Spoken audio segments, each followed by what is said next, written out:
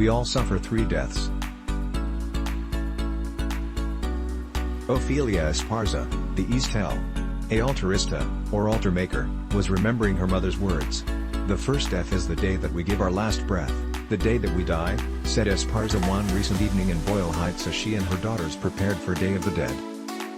They were making orange paper flowers, the blooms crinkling loudly, taking shape in their hands. "Our second death is the day that we're buried, never to be seen on the face of the earth again." Which sounds very final. But the most final, the most dreaded, terrible death of all, she said, is to be forgotten. It was as if Esparza was hearing it once more now, this maxim repeated around her as she was growing up. The phrases, like her traditions around Dia de los Muertos, echo across decades of building offerings for departed souls, at home and out in the public. And for her, it was an obligation to remember, Esparza said of her mother, Guadalupe Salazar Aviles. "That's why we need to keep doing this, and pass it on to our children."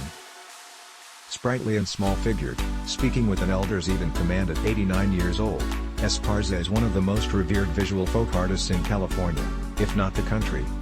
She is credited with helping expand appreciation of Day of the Dead, a once intimate observance with indigenous roots that now transcends cultural boundaries and faces growing commodification in U.S. popular culture.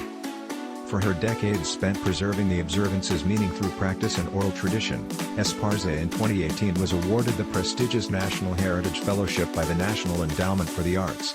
She's been called a national treasure, whose altars seemingly channel the sentiments of an entire community.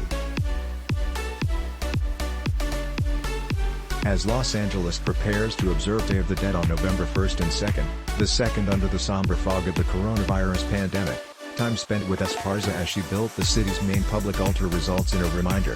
At its core, the tradition is a pitched battle. "Forgetting," Esparza said, "is what Day of the Dead is fighting.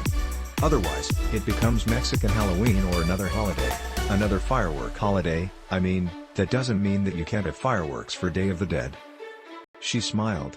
"I'm sure in Mexico they do." In East Los Angeles, where Esparza was born in 1932, Muertos was always an interior ritual.